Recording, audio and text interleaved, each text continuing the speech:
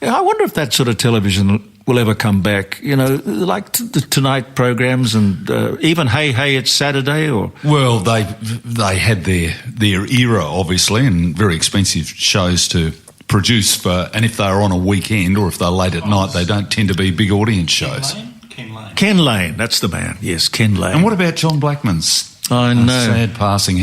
When I worked in Melbourne in particular, and at Channel 7 there, but Hey Hey was just the biggest thing, and it was on in the mornings in those days. Cartoon show sort of thing. And then they transferred it to evening, and it got bigger and better.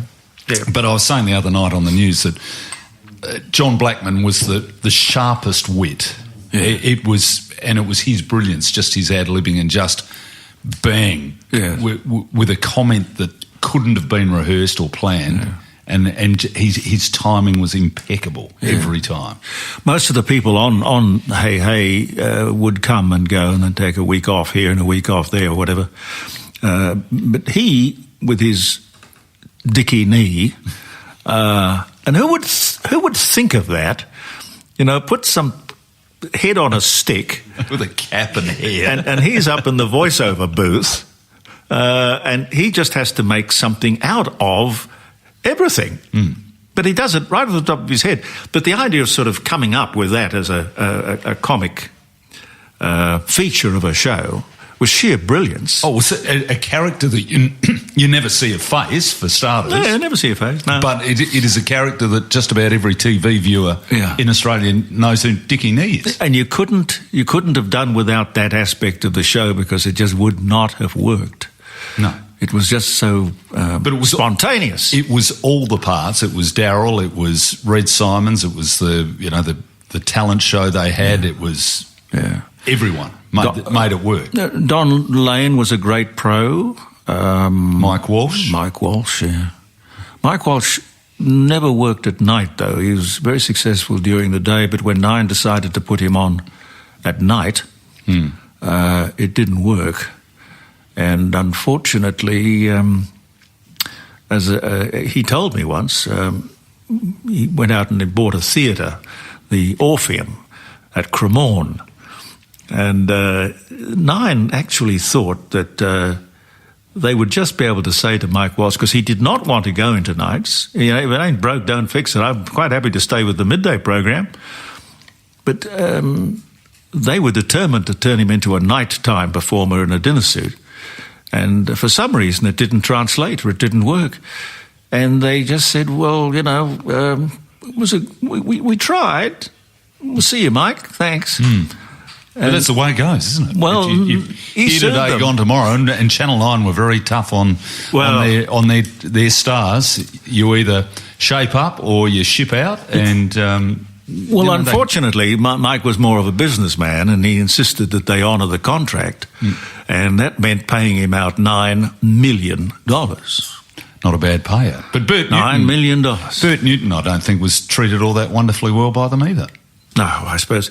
It's the nature of the beast.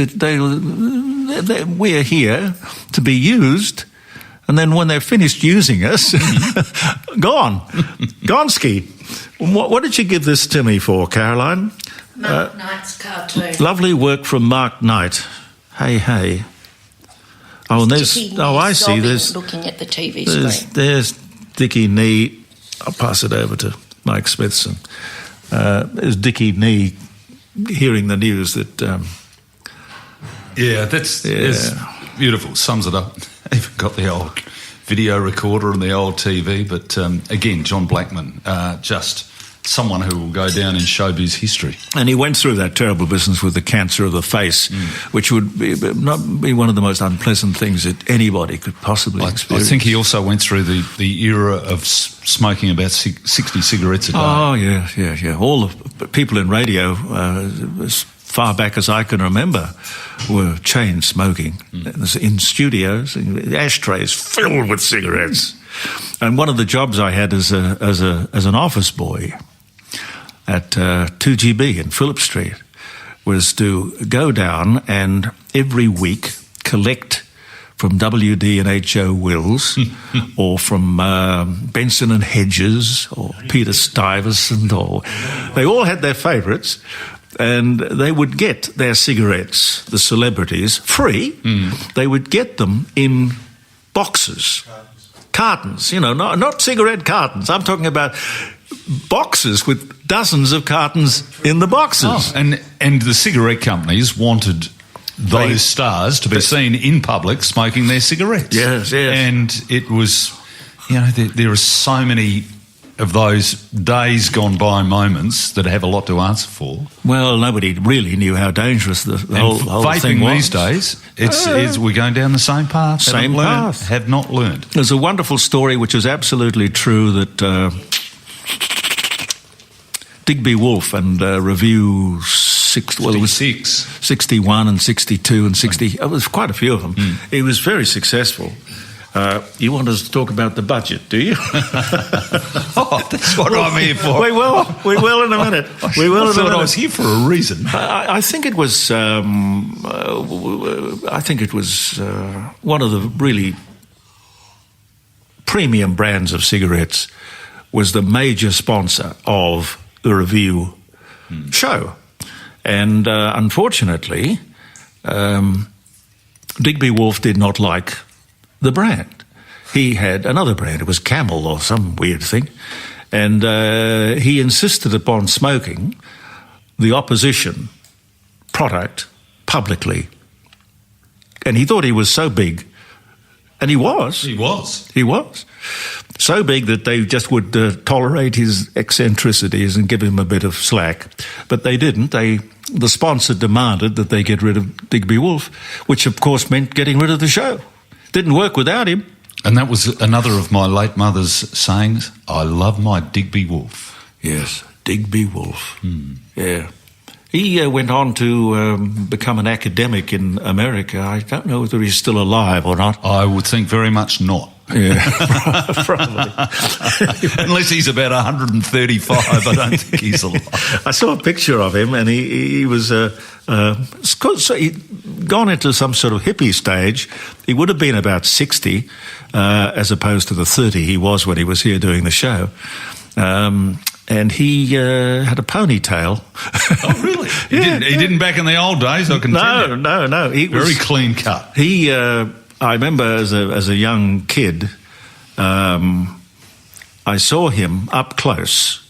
It's the first time I think I'd ever seen a star up close. And he was coming down Hunter Street, turning into George Street, in the most beautiful white E-Type convertible, 1960 convertible E-Type Jaguar. And I just stood there staring. I thought, my God, isn't that the most wonderful thing to see and aspire to? And it changed my life. And Jeremy thought, I wonder if he'll give me a Camel cigarette. That didn't cross my mind. I just wanted to know how the hell I was going to get a white E-Type Jaguar. Now you've got about a dozen of them.